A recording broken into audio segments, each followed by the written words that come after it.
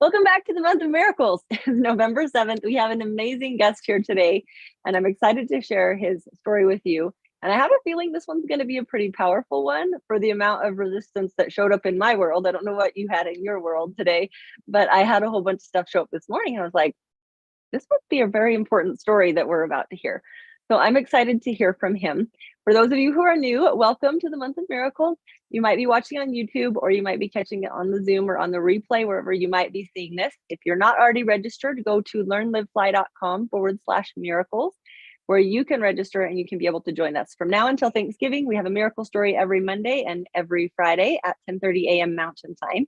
And then every Wednesday at 11:30 Mountain Time, we have a live coaching Q&A. So you can bring your miracles and the things that you're trying to work on and bring them. We'll do some mindset coaching, help you to get in alignment and see the things that maybe you're not seeing so that you can receive the miracles that you're seeking.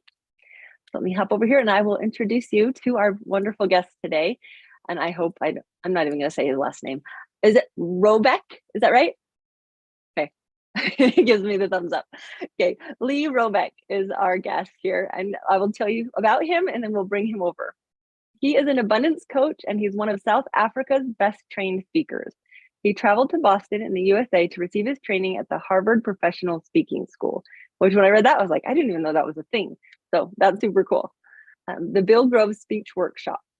He helps entrepreneurs to clear their money blocks and attract clients easily. He works with entrepreneurs from all over the world, and these business persons are experiencing quantum leaps in their results because of the ideas that he teaches. So he went through quite the experience back in 2019 with a carjacking. And so I'm going to bring him in and he's going to tell us all about the miracles that occurred in that process. Navia, thank you for the introduction. And Julie, awesome to see you online live with us. Hello to everyone else that is watching this now and is watching the replay. So, Livia, on the 13th of January 2019, I was carjacked, hijacked here in South Africa. Now, I know maybe in your neck of the woods or your part of the world, it's not prevalent, but in South Africa, yeah, it is. You know, crime, corruption is a big thing. But it happened on a Sunday afternoon at about 2:15 at a shopping mall close to where I stay. And I pulled into the shopping center and then all the stores were closed because it was a Sunday afternoon and the parking lot was empty. But I pulled in, there was a furniture store. I parked the car and I hopped out. I was looking through the windows at some dining tables because we just recently moved into a place. I was looking for a dining table. Well, anyway, the next minute, this gray Volkswagen Golf pulls into the parking lot with blue lights on the dashboard. So I obviously thought it was an unmarked police vehicle, but instantly my intuition, my gut told me something's not right here. So anyway, these guys pulled into the parking lot and they roll down the passenger side window. And the driver says out of the window to me, he says, you know, we just got a call that someone's trying to break into one of the stores here. And the next minute, the passenger in front and the passenger behind the driver both jump out with firearms in their hands, one coming to me from the left front and one from the right-hand side. So anyway, the guy from the left front comes up to me and he says, where's your car keys? And he starts tapping my pockets and I show him it's in my right pocket here. So he takes the key out and then these two men proceed to bundle me into the trunk of the car I was driving that Sunday afternoon. Now, Olivia, I'm 6.5 feet tall, so I'm a big fella, and I was driving a little Volkswagen Polo, and these guys literally bundled me into the trunk, the boot of that car. Now, to be honest with you, the first 10 minutes was really tough, like just to calm myself and just to gain control over my thinking. But what happened is 10 minutes later, they transferred me from the boot of that little Polo into their Golf, and at least there was a bit more leg room in there. But what started happening in that car was ideas started playing on the screen of my mind. So like in the introduction, you said I'm an abundance coach, but my specialization, just like you, Livia, is around mindset. And obviously, as you know, we got to be a product of the product first, right? We can't give what we don't have. So I've been internalizing ideas around mindset for many, many years now. And in this really tricky, tough experience, ideas started playing on the screen of my mind, who essentially popped up from my subconscious and were fed to the conscious mind, that were really helpful, that I want to share with your audience. Now, the first thing that came to mind lying in that boot is I run a 6-month coaching program called Thinking into Results. And lesson 9 in our coaching program is a lesson on attitude. And in the attitude lesson, my mentor, the legendary Bob Proctor, in that video, he talks about a man by the name of Viktor Frankl. Are you familiar with Viktor Frankl? Yes, I am. So Viktor Frankl was, for those who are not familiar with his story, Viktor Frankl was a Viennese psychiatrist who spent the war years in a Nazi concentration camp. He spent years in Auschwitz. He's seen his family murdered there. He referred to his wedding ring as the last vestige of his known identity. And, you know, in that attitude lesson, in that video, Bob says, you know, that Viktor Frankl said in the worst circumstance, so remember I'm laying in this trunk and this plays in my mind. Viktor Frankl said in the worst circumstance, we can search for meaning, or we can try and find meaning to life. Now, I want you to think about that for a moment. We know what happened in those concentration camps. I mean, he says when they removed his wedding ring from him, he realized in that moment that they could take everything from him, but the last of human freedoms, which he said was your and my ability to think.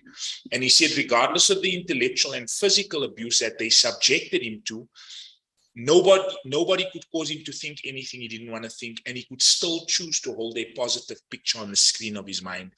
Now, I'm laying in this trunk and this plays in my mind, and I'm thinking, Livia, gosh, Lee, this is a tough spot you find yourself in.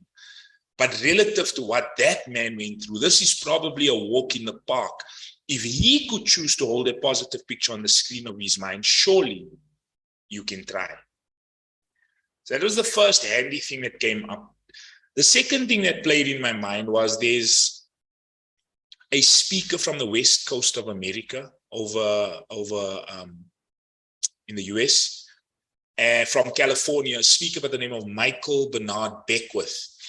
And Beckwith has a 3-step approach for anything negative that you may be going through. Now, if you're going through something particularly challenging right now, I want you to write these next 3 steps down because they are extremely powerful. So I'm laying in the trunk and these 3 steps play in my mind. Step 1, Beckwith says, if you're going through something negative or something tough, step 1, it is what it is. Accept it. It's either going to control you or you're going to control it, at least from a mental perspective. Now, to be honest with you, Livia, very early on in that experience, I gave it over to God. I said, Dad, you running the show here, whether I make it out of this alive or dead, I accept the outcome because you're in control. I mean, 4-armed guys, what was I really going to do, right? The second step in Beckwith's approach is harvest the good. There's good in everything. If you're looking for it, you're going to find it. I mean, what a beautiful word, eh? Harvest. Now, you might be sitting there thinking, gosh, Lee, what was the good in that? Please tell me. Because I was looking for it, I found it. My 4-year-old son, Zach, was with me that weekend, and he could so easily have been with me at 2:15 on that Sunday afternoon. Thank goodness he was at home and he was safe. My sister was supposed to come with me to look at these dining tables. Thank goodness she didn't make it out and she didn't join me. She was at home. She was safe. That was something immediately I could start celebrating. And the third step in Michael Bernard Beckwith's approach is forgive all the rest. Forgive means to let go of completely, abandon, right? We've all had people who have done things to us, or, you know, somebody's harmed you, somebody's hurt you, somebody's done you in, you know, just let it go. I think, you know, in our Christian teachings, we understand that forgiveness is not for the other person, it's essentially for us, right? It's like holding on to a hot coal, unforgiveness, and expecting the other person to burn, but we are burning in the process, or we've been scorched in the process. So because these 3 steps played in my mind, lying in the trunk of that car, Olivia, I could start praying for these guys. I prayed for their parents. I prayed for their kids, even though there was a possibility they were going to take me away from my boy. I prayed that they'd find a way to make it out of that sort of lifestyle to make a meaningful difference in the world. Now, I'm not sharing that with you and your audience to impress you, but rather to impress upon you that regardless of what's happening in the on the outside world, we can still maintain or control what's happening on the inside. And why do we want to do that, right? So you have a conscious mind and a subconscious mind. I'll just show you this quickly. Have you seen this before, Livia? Oh, you have? Yes, that's awesome. Yeah. Well, but do tell it, because we haven't had one of the guests explain it on this, and I actually had a guest who was going to, and she wasn't able to be here. So thank you. Carry on. So for those who are seeing this for the first time, this is called the stick person. Now, I was introduced to this image by my mentor, by Bob Proctor, and the top circle here represents the mind. The circle at the bottom here represents the body. Now, the mind is made intentionally bigger than the body because up until now, we've given all of our conscious attention, our conscious awareness to our physical results and our physical body, yet the mind is the highest side of your personality. Everything in your life is an expression of your mind.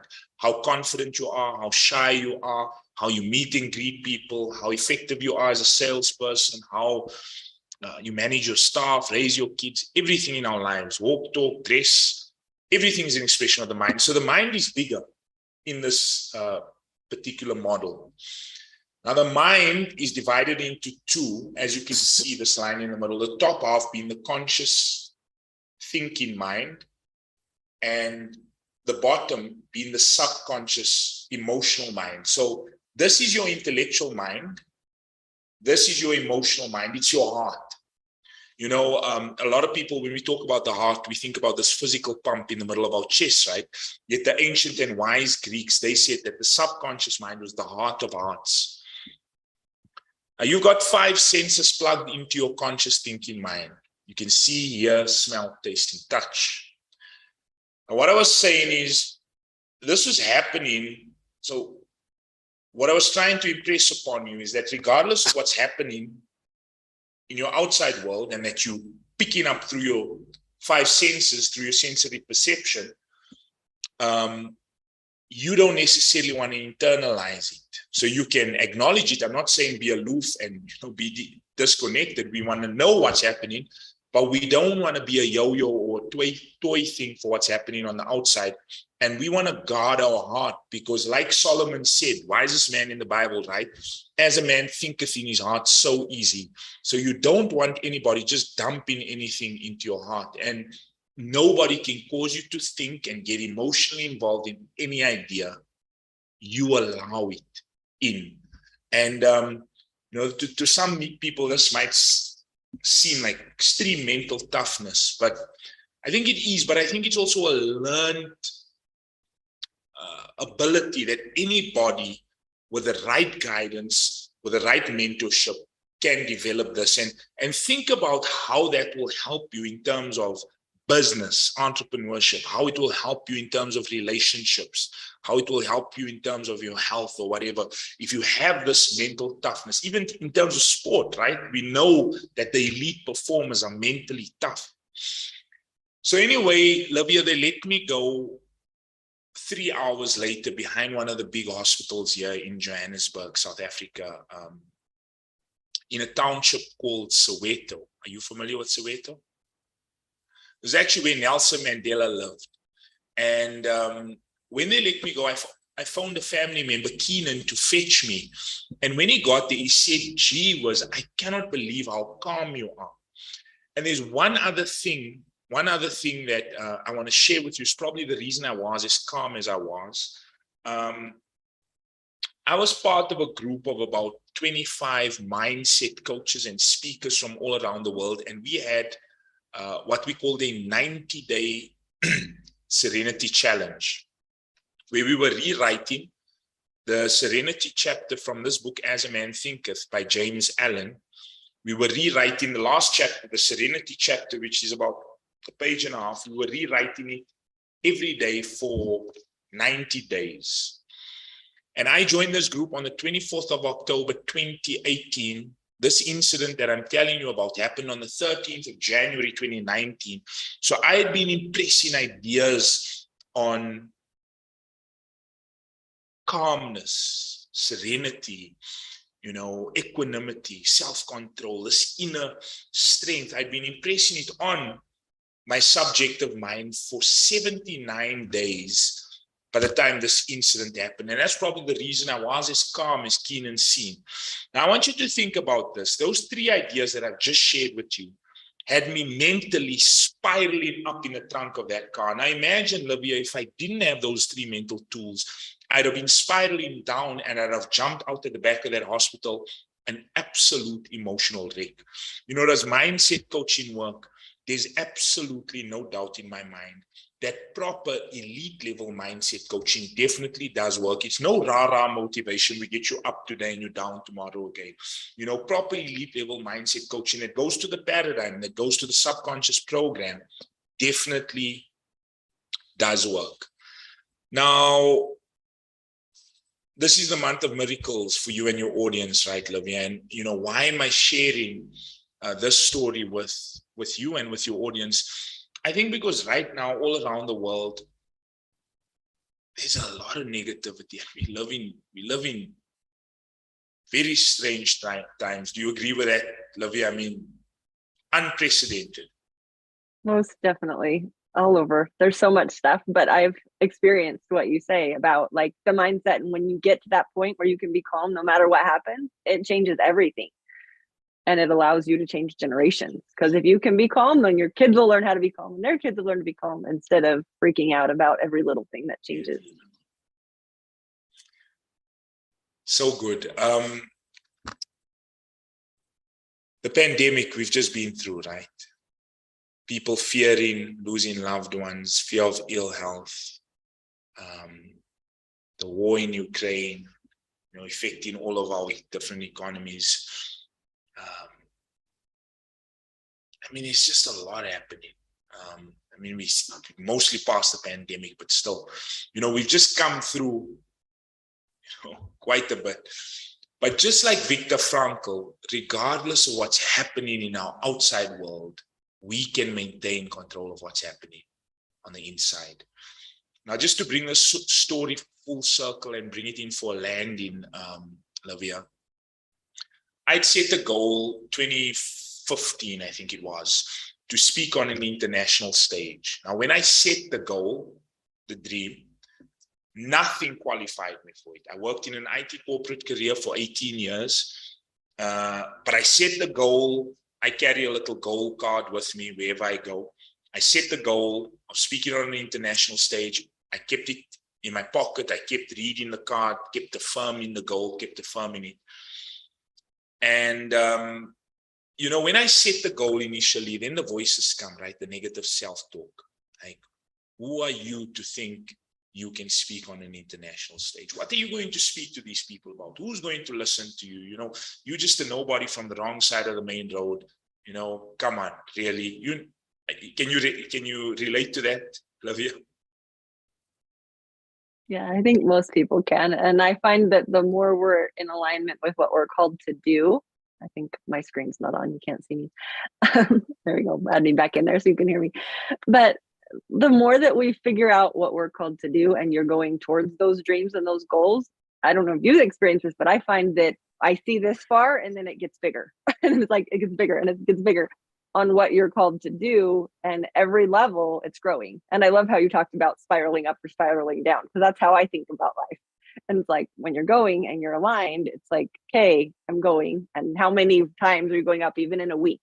But it feels like, things get really hard And then you're like, okay, I'm going to think right. I'm going to get through it. And then things get better and you're moving up and you're moving up. But every time there's that next level of choosing to believe even when you don't see evidence. My mentor used to say, go as far as you can see and then you can see further. And I absolutely love what you said. It's almost like the vision becomes wider and wider, or you take a couple of steps and it becomes bigger. It's often people don't set a big goal, or they're scared to set the goal because they don't know how they're going to get there. The thing is, we don't need to know how to get there. If you're a believer and if you are connected to this all-powerful, ever-present power, it's the way will be shown. And if you are able to communicate your vision, communicate your goal, I think the vision's first communicated to us, but we've got a process, a co-creative process, right? And when we handing it back, the goal, the vision, that's when people, resources, circumstances, things start happening for us when we get that part right in terms of mindset. Because I believe this, I don't know if you do as well, Olivia, that the subconscious is the spiritual part of us, because we communicate with God through emotion and God communicates to us through emotion, right? That's the intuition. And that's an emotional mind thing. So I'd set this goal to speak on an international stage, and this very worst thing, the story I'm telling you now, the very worst thing that could have happened to me turned out to be the very best thing, because it presented me with an opportunity to share this story at Bob Proctor's Matrix seminar at the Hilton in Toronto in March 2019. And literally the realization of a goal or a dream that I had to speak on an international stage. 110 business owners from all around the world in the room that afternoon.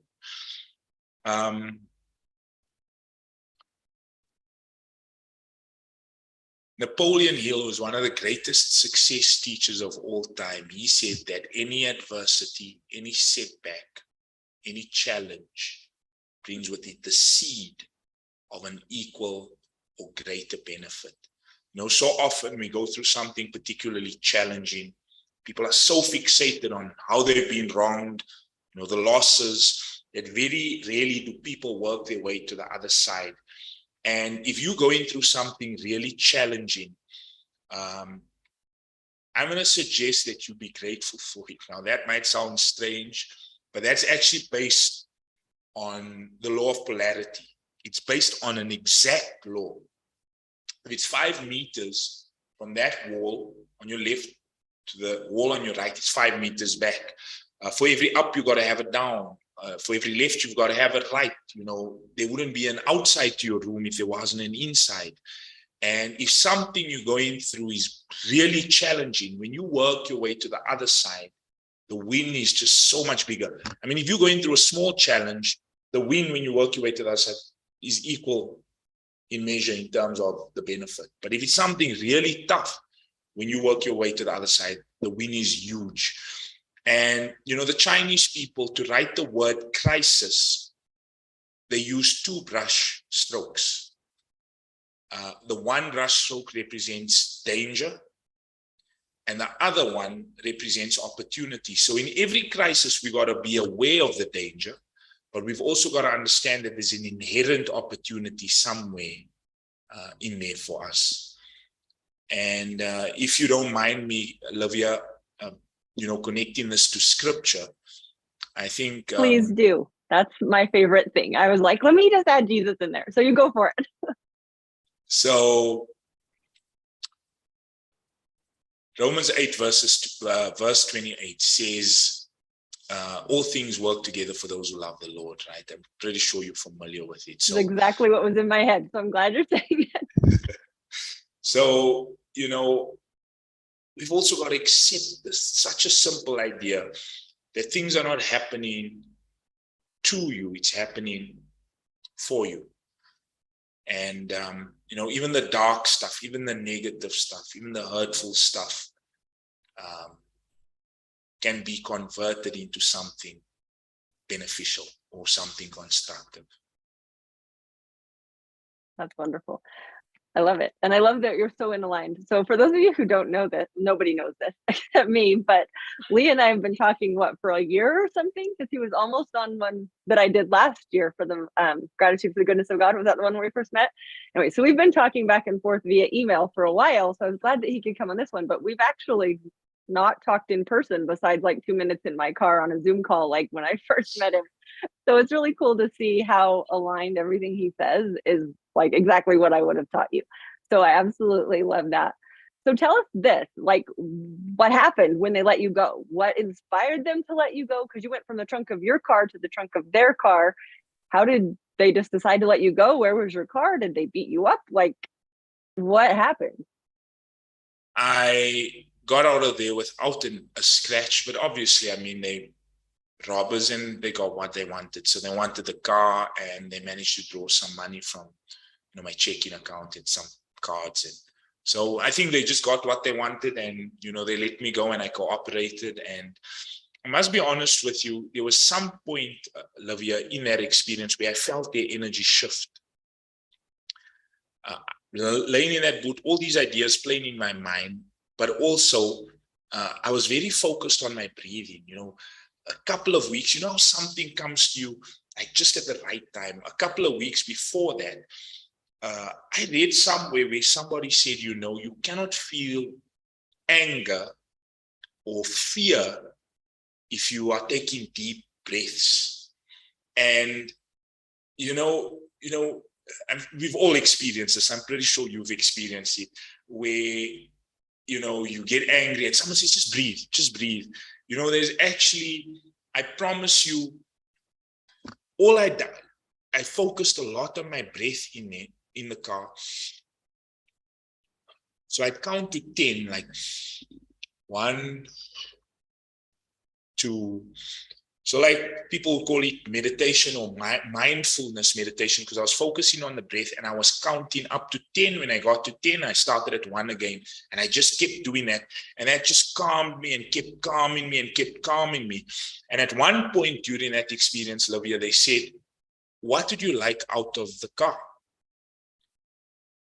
And I said to them, I just like to see my boy again. And at that moment, I don't know, was it the energy that I was getting involved in that trunk, or whether it was what I said that related to them at their level, because I'm pretty sure they're somebody's dad, or some of them at least. But just that answer, after that, the energy or the aggression totally shifted, like completely. They were, at some point they stopped. The guy gave me an ice cold drink in the boot. When they stopped, they even gave me some money, of my own money, but they gave me some money to get some transport home. So, I think there was a shift there. Because at some level they can feel it, right? I mean, if you're operating with bitterness, unforgiveness, hatred, you just walk in a room, if the person that it's directed to, they can feel it at some level. And if you're operating with love, with forgiveness, with people can feel that, man. They can feel it a mile away. I love that. It's so beautiful, because it really is. And I think on the side of miracles as well, when we ask, we shall receive, right? So it's that same thing. You're asking, God, I choose to be calm. I'm choosing to do my part. What can I do right now? I'm stuck in the bottom of a car. I can breathe. I can choose to think love and send blessings to these people. And in that, you're activating the powers of heaven, and you're allowing them to show up to help you, whether that be, angels to protect you and make sure you don't get beat up, or to calm the hearts of the people, or whatever those are. But I'm sure there's even more miracles you don't even know. One day you'll go to heaven and God will be like, okay, see all the miracles that worked out while you were in that trunk? All the little things that happened. Olivia, besides talking on stage at that event, I have received so many benefits from the story, like so many.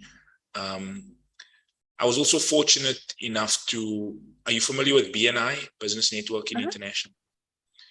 I spoke and I shared the story in what was called the BNI Business Booster series. There were 264 people online, and I managed to speak to 85, booked a call with me, and I enrolled 21 new clients in 1 month from that single presentation where I shared the story. And I literally made, in the pandemic 2020, I literally made, after walking away from my IT corporate career in 2019, I made my entire 2019 income in 1 month in 2020 by signing up those 21 clients. And I believe this story had a lot to do with it, because it, you know, it connects with people on a deep emotional level. So,